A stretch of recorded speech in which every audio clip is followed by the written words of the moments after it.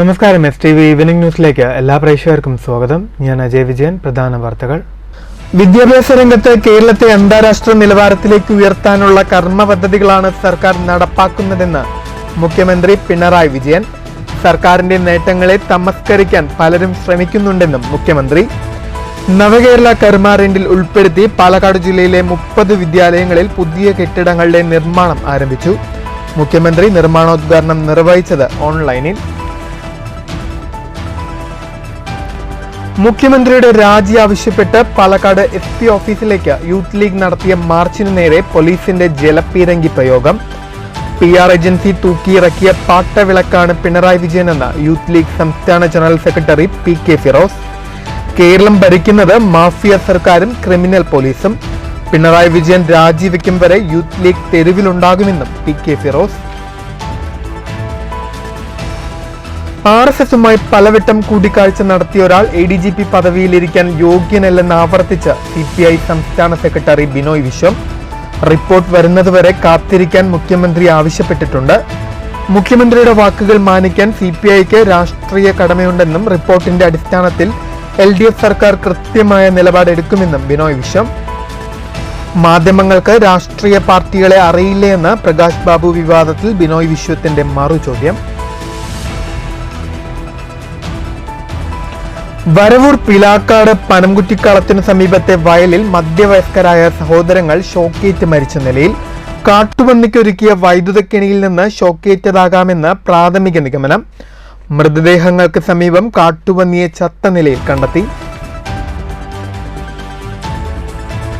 ലക്കിടി കൂട്ടുപാതയിൽ വാഹനാപകടത്തിൽ പട്ടാമ്പി വള്ളൂർ സ്വദേശി മരിച്ചു. അപകടം കണ്ടെയ്നർ ലോറിയും മിനി ലോറിയും കൂട്ടിയിടിച്ച്. മരിച്ചത് mini ലോറിയിലുണ്ടായിരുന്ന Vallur ഉരുളാങ്കുന്നത്ത് Mustafa.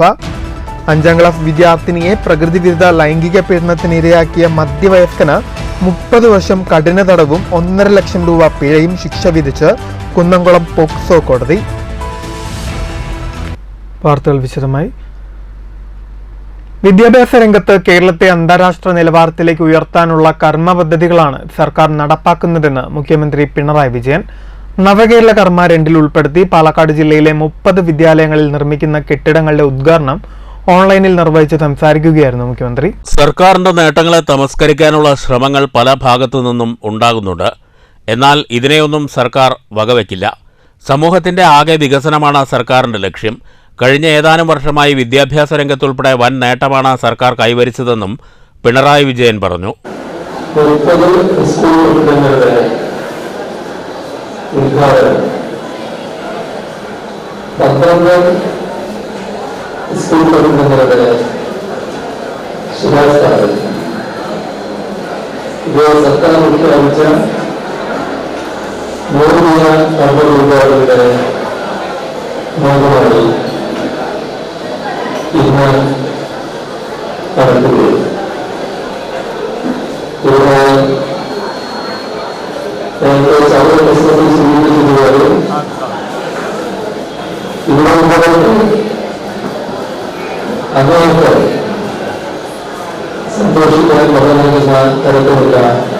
Palakkad PMG higher secondary സ്കൂളിൽ 3.9 കോടി രൂപ ചെലവഴിച്ച് 12 ക്ലാസ് മുറികളുടെ കെട്ടിടമാണ് നിർമ്മിക്കുന്നത്.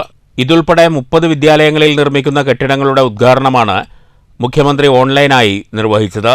PMGയിൽ നടന്ന ചടങ്ങിൽ നഗരസഭാ chairperson Prameela Sasidharan, PTA president V Suresh Kumar, DEO Usha Manatt, DIET പ്രതിനിധി ജയപ്രകാശ്, നിർമ്മല, ITH സ്കൂൾ പ്രതിനിധി അജിത, T ഗിരി എന്നിവർ പങ്കെടുത്തു.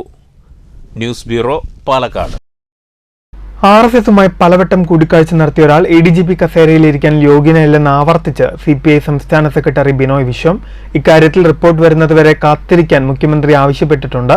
ആ വാക്കുകൾ മാനിക്കാൻ CPIക്ക് രാഷ്ട്രീയ കടമയുണ്ടെന്നും റിപ്പോർട്ടിന്റെ അടിസ്ഥാനത്തിൽ LDF സർക്കാർ കൃത്യമായി നിലപാടെടുക്കുമെന്നും ബിനോയ് വിശ്വം തൃശൂരിൽ പറഞ്ഞു.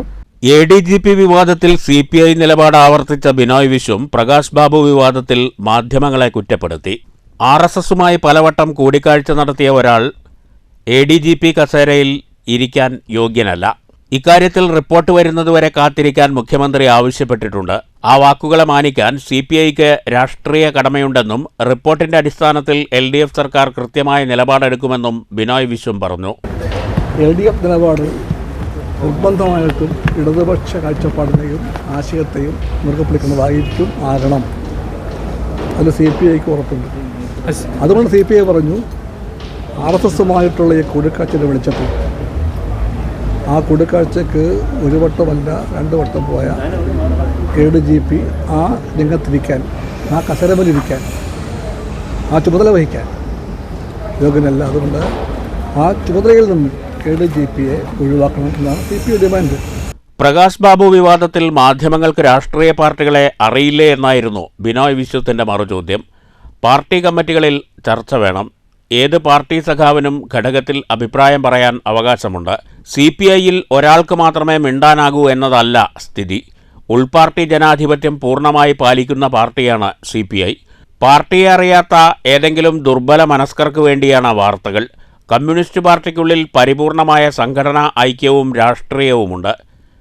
ചർച്ച ചെയ്ത് കൂട്ടായ തീരുമാനങ്ങളിലൂടെയാണ് സംഘടനാ കാര്യങ്ങൾ നടപ്പാക്കുന്നത്. കമ്മ്യൂണിസ്റ്റ് പാർട്ടിക്കുള്ളിൽ രാഷ്ട്രീയ ഐക്യം 100% ബിനോയ് വിശ്വം തൃശ്ശൂരിൽ പറഞ്ഞു. പാർട്ടി ജനാധിപത്യം പൂർണ്ണമായും പാലിക്കുന്ന പാർട്ടിയാണ്. ഈ പാർട്ടിക്കകത്ത് ജനാധിപത്യ കേന്ദ്രീകരണവുമുണ്ട്. അതാണ് പാർട്ടി. അതെല്ലാ പാർട്ടിക്കാർക്കും അറിയാം. കമ്മ്യൂണിസ്റ്റ് പാർട്ടിയെ അറിയാവുന്ന മുഴുവൻ പേർക്കും അറിയാം എന്താണ് പാർട്ടിയെന്ന്. അങ്ങനെ പാർട്ടിയെ അറിയാൻ വയ്യാത്ത ഏതെങ്കിലും ദുർബല മനസ്കർക്ക് വേണ്ടിയാണ് നിങ്ങളുടെ വാർത്തകൾ. പാർട്ടിയെ അറിയാത്ത, പാർട്ടിയുടെ രാഷ്ട്രീയം അറിയാത്ത, സംഘടനാ പ്രമാണം അറിയാത്ത ദുർബല മനസ്കർക്ക് വേണ്ടി എടുത്തുള്ള വാർത്തകൾ എന്ന് പഠിച്ചുപെടുന്നത്. സത്യം പറഞ്ഞാൽ നമ്മുടെ മാധ്യമങ്ങളുടെ ഒരു തരത്തിലുള്ള, ഞാൻ മിതമായ വാക്ക് പറഞ്ഞാൽ നിരുത്തരവാദിത്വമാണ്. News bureau, Thrissur.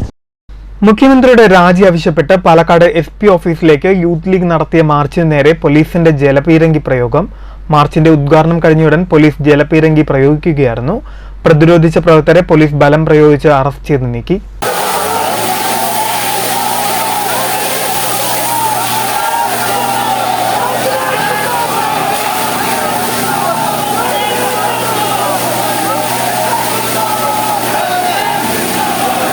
PR agency തൂക്കിയിറക്കിയ പാട്ടവിളക്കാണ് പിണറായി വിജയനെന്ന് മാർച്ച് ഉദ്ഘാടനം ചെയ്ത യൂത്ത് ലീഗ് സംസ്ഥാന ജനറൽ സെക്രട്ടറി PK ഫിറോസ് ആക്ഷേപിച്ചു. കേരളം ഭരിക്കുന്നത് മാഫിയ സർക്കാരും ക്രിമിനൽ പോലീസുമാണ്. പിണറായി പറയുന്നത് ഞാനും മകളും മരുമോനും കൊണ്ടോട്ടിയിലെ തട്ടാനും മതിയെന്നാണ്. ആരോപണങ്ങളെ പുകമറ കൊണ്ട് മറച്ചുപിടിക്കാനുള്ള മുഖ്യന്റെയും CPMന്റെയും ശ്രമം വിലപ്പോകില്ല. വികൃതമായ CPMന്റെയും സർക്കാരിന്റെയും മുഖം PR ഏജൻസിയെ കൊണ്ട് മിനുക്കിയെടുക്കാൻ കഴിയില്ല. പാർട്ടിക്കാർ വീതം വയ്ക്കുന്ന ക്യാപ്സ്യൂളുകൾ സർക്കാരിന് തന്നെ തിരിച്ചടിയാണ്. പിണറായി രാജിവെക്കും വരെ യൂത്ത് ലീഗ് തെരുവിലുണ്ടാകുമെന്നും PK ഫിറോസ് പറഞ്ഞു. ഈ തെമ്മാടി കൂട്ടങ്ങൾ, ഈ കൊലയാളി സംഘങ്ങൾ, ഈ ക്രിമിനൽ സംഘങ്ങൾ മറുപടി പറയാതെ, അവരെ കൊണ്ട് മറുപടി പറയിപ്പിക്കാതെ ഈ നാട് മുന്നോട്ട് പോകില്ല എന്ന് പ്രിയപ്പെട്ടവരെ സാക്ഷി നിർത്തി നിങ്ങൾക്ക് ഉറപ്പ് നൽകിക്കൊണ്ട് വരാനിരിക്കുന്ന നാളുകളിൽ സമര സജ്ജരാവുക എന്ന് നിങ്ങൾ ഓർമ്മപ്പെടുത്തിക്കൊണ്ട് ഈ സമരം Gafoor Ali കോൽക്കളത്തിൽ, AM Ali Ashkar, Mustafa Thangal, Riyas Nalakath, KPM Salam, Hasan TP Basheer, MK Haneefa എന്നിവർ നേതൃത്വം നൽകി. News bureau, Palakkad. ലക്കിടി കൂട്ടുപാതയിൽ കണ്ടെയ്നർ ലോറി മിനി ലോറിയുമായി കൂട്ടിയിടിച്ച് അപകടം. ഒരാൾ മരിച്ചു. മരിച്ചത് മിനി ലോറിയിലുണ്ടായിരുന്ന പട്ടാമ്പി വള്ളൂർ ഉരുളാങ്കുന്നത്ത് വീട്ടിൽ 43 വയസ്സുള്ള മുസ്തഫ. അപകടം നടന്നത് ശനിയാഴ്ച രാവിലെ 6:30-ഓടെ. ഇടിയുടെ ആഘാതത്തിൽ മിനി ലോറിയുടെ ഡ്രൈവർ റോഡിലേക്ക് തെറിച്ചു വീണു. മിനി ലോറി ഡ്രൈവർ എടപ്പാൾ സ്വദേശി മുഹമ്മദ് കാസിമിനെ തലയ്ക്ക് സാരമായ പരിക്കുകളോടെ ഒറ്റപ്പാലത്തെ സ്വകാര്യ ആശുപത്രിയിൽ പ്രവേശിപ്പിച്ചു. ശനിയാഴ്ച രാവിലെ 6:30-ഓടെ ലക്കിടി കൂട്ടുപാതയിൽ വെച്ചാണ് അപകടം. എടപ്പാളിൽ നിന്നും കോയമ്പത്തൂരിലേക്ക് പോകുമ്പോഴാണ് അപകടം.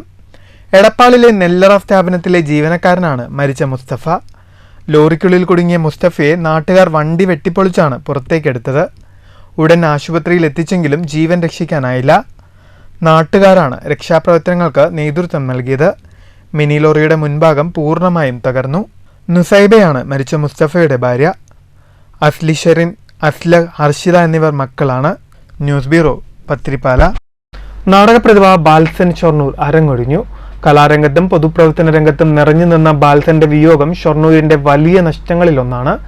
തയ്യൽ തൊഴിലാളികളെ സംഘടിപ്പിക്കുന്നതിൽ മുൻനിരയിൽ നിന്ന ബാൽസൻ ഷൊർണൂർ പ്രഭാതം കലാ സാംസ്കാരിക വേദിയുടെ സെക്രട്ടറിയുമായിരുന്നു. ശ്വാസകോശ സംബന്ധമായ അസുഖത്തെ തുടർന്ന് ഏതാനും നാളുകളായി ചികിത്സയിലായിരുന്ന ബാൽസൻ ഷൊർണൂർ ശനിയാഴ്ച പുലർച്ചെയാണ് അരങ്ങൊഴിഞ്ഞത്. 73 വയസ്സായിരുന്നു. ഷൊർണൂർ മുണ്ടായ ചെട്ടിയാട്ടിൽ ബാലസുബ്രഹ്മണ്യനെ ബാൽസൺ ഷൊർണൂരാക്കിയത് നാടകമാണ്. നാടകകലയെ ജീവവായുവായി കണ്ട ആ പ്രതിഭ ഷൊർണൂർ സ്വാതി തിയേറ്റേഴ്സ് എന്ന സമിതി രൂപീകരിച്ച് നഗരിയുടെ കലാപരവും സാംസ്കാരികവുമായ ഉയിർപ്പിൽ വഹിച്ച പങ്ക് ചെറുതല്ല. നഗരിയുടെ നാടകാചാര്യനായി ഉയർന്നുവന്ന ആ പ്രതിഭ കലാരംഗത്തു മാത്രം ഒതുങ്ങി നിന്നിരുന്നില്ല.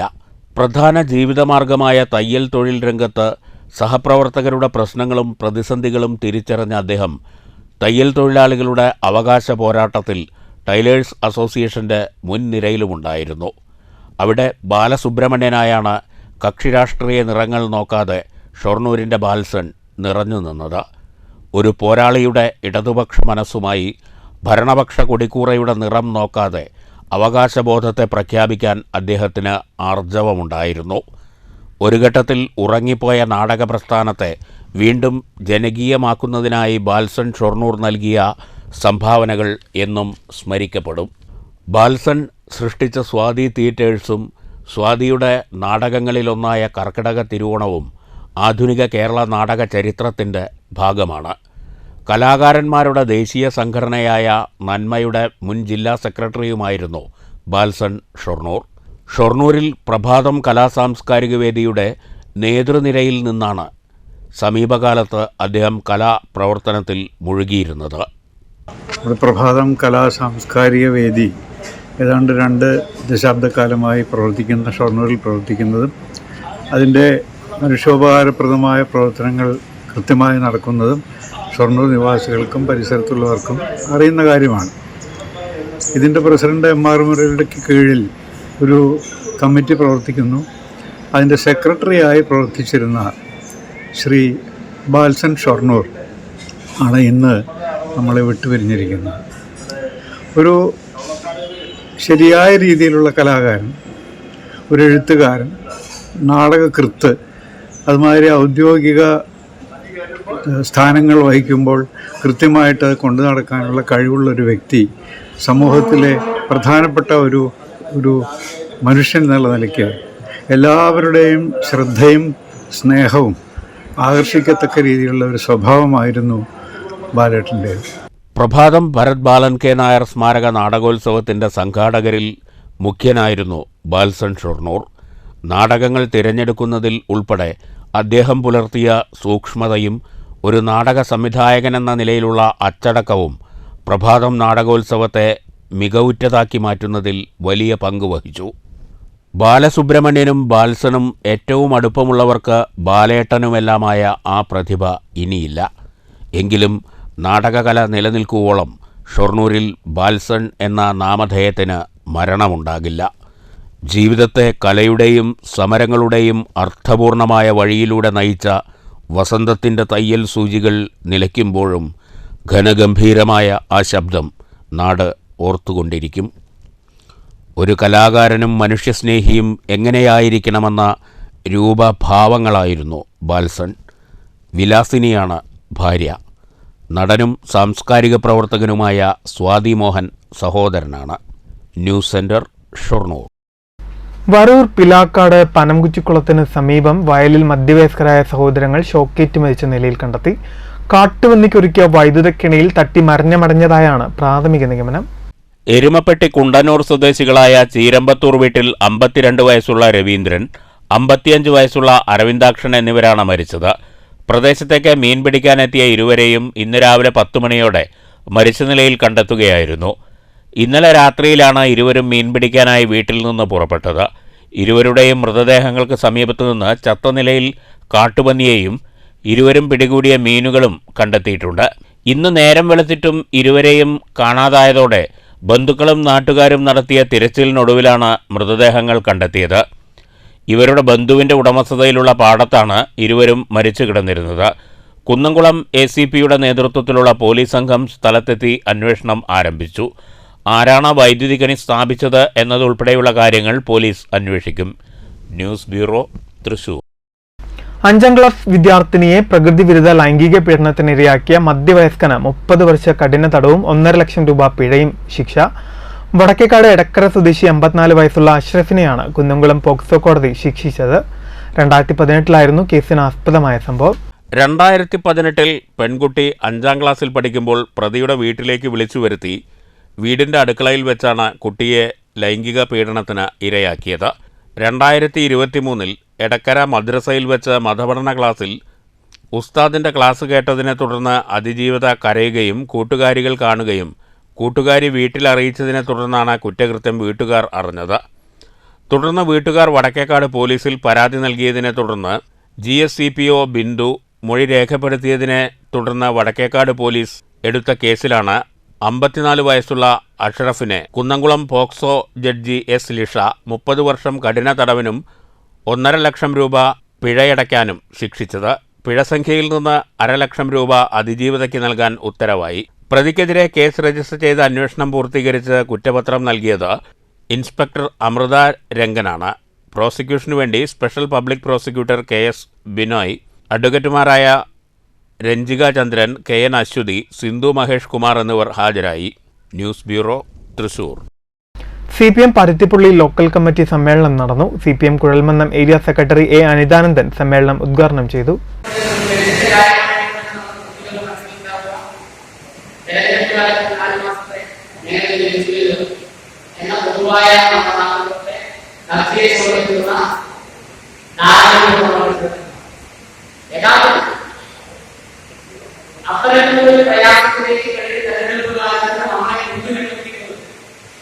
കേന്ദ്ര സർക്കാരിന്റെ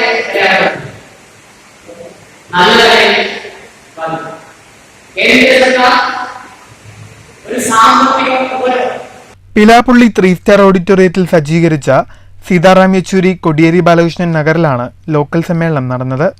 മുതിർന്ന ലോക്കൽ കമ്മിറ്റി അംഗം KA. രാജൻ പതാക ഉയർത്തിയതോടുകൂടിയാണ് സമ്മേളനത്തിന് തുടക്കമായത്. പതാക ഉയർത്തൽ ചടങ്ങിൽ B. രവികുമാർ മാസ്റ്റർ അധ്യക്ഷനായി. Local committee secretary M. Asanar സ്വാഗതം പറഞ്ഞു. PS. പ്രേംനാഥ് രക്തസാക്ഷി പ്രമേയവും അൻസാർ അനുശോചന പ്രമേയവും അവതരിപ്പിച്ചു. സമ്മേളനത്തിൽ KA. ശിവദാസൻ മാസ്റ്റർ സ്വാഗതം ആശംസിച്ചു. Advocate K. ശാന്തകുമാരി MLA ഉൾപ്പെടെയുള്ള ഏരിയ കമ്മിറ്റിയാണ് സമ്മേളനം നിയന്ത്രിച്ചത്. News bureau, Kottayi.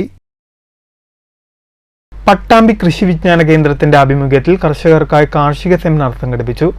ആരോഗ്യമുള്ള മണ്ണും സംയോജിത വളപ്രയോഗവും എന്ന വിഷയത്തിൽ സംഘടിപ്പിച്ച സെമിനാർ പട്ടാമ്പി RARS മേധാവി Dr. P. രാജി ഉദ്ഘാടനം ചെയ്തു. ഓരോ വിളകളെയും അധിഷ്ഠിതമാക്കി വേണം മണ്ണ് പരിപാലനത്തിനും അതിന്റെ ആരോഗ്യ പരിപാലനത്തിനും ശ്രദ്ധ കൊടുക്കേണ്ടത്. മണ്ണിന്റെ പരിപാലനം പല രീതിയിലാണ് ശാസ്ത്രീയമായി അവലംബിക്കേണ്ടത്. എല്ലാ ജീവജാലങ്ങളുടെയും മറ്റും അടിസ്ഥാനപരമായ ഘടകം മണ്ണ് തന്നെയാണെന്നും ഇത് സംരക്ഷിച്ചു നിർത്തേണ്ടത് ഓരോരുത്തരുടെയും ഉത്തരവാദിത്തമാണെന്നും ഉദ്ഘാടന പ്രസംഗത്തിൽ Dr. P. രാജി പറഞ്ഞു.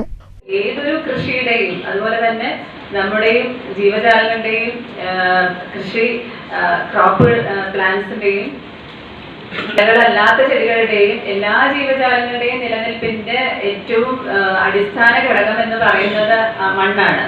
അപ്പൊ നമുക്കറിയാം, മണ്ണ് സംരക്ഷിക്കേണ്ടതും മണ്ണിന്റെ ആരോഗ്യം കാത്തു സൂക്ഷിക്കേണ്ടതും നമ്മുടെ ഓരോരുത്തരുടെയും, കൃഷിക്കാരുടെയും കർഷകരുടെയും മാത്രമല്ല, നമ്മുടെ എല്ലാവരുടെയും കൂട്ടായ ഒരു പ്രയത്നത്തിലൂടെ മാത്രമേ നമുക്ക് സാധ്യമാകൂ. അത് നമ്മുടെ ഈ എല്ലാ ജീവജാലങ്ങളുടെയും നിലനിൽപ്പിന്റെ അത്യന്താപേക്ഷിതമായ ഒരു കാര്യം കൂടിയാണത്. പാലക്കാട് കൃഷി വിജ്ഞാന കേന്ദ്രവും ഫാക്റ്റും സംയുക്തമായി പട്ടാമ്പി RARSൽ വെച്ചാണ് കർഷകർക്കായി കാർഷിക സെമിനാർ സംഘടിപ്പിച്ചത്. ഡോക്ടർ സുമിയ സ്വാഗതം പറഞ്ഞ ചടങ്ങിൽ ഫാക്ട് സോണൽ ഡയറക്ടർ ശിവചന്ദ്രൻ, അമൽ എന്നിവർ സംസാരിച്ചു. ആരോഗ്യമുള്ള മണ്ണും സംയോജിത വളപ്രയോഗവും എന്നതിനെ സംബന്ധിച്ചായിരുന്നു കാർഷിക സെമിനാർ. പാലക്കാട് ജില്ലയ്ക്കകത്തും പുറത്തുനിന്നുമായി 100-ൽ പരം കർഷകർ പങ്കെടുത്തു. വിവിധ വിഷയങ്ങളിലായി Dr. V. തുളസി, Dr. P. മൂസ, അരുൺ താഴത്ത്, KK. പ്രവീണ തുടങ്ങിയവർ വിഷയാവതരണം നടത്തി. News bureau, Pattambi. വിദ്യാഭ്യാസ വിചക്ഷണനും നെഹ്റു ഗ്രൂപ്പ് ഓഫ് ഇൻസ്റ്റിറ്റ്യൂഷൻ സ്ഥാപകനുമായ PK. ദാസിന്റെ ജീവിതകഥ ആധാരമാക്കിയുള്ള ഒറ്റയാൾ നായകൻ എന്ന പുസ്തകം പ്രകാശനം ചെയ്തു. പുസ്തക പ്രകാശനം Goa governor Dr. PS. Sreedharan Pillai നിർവഹിച്ചു.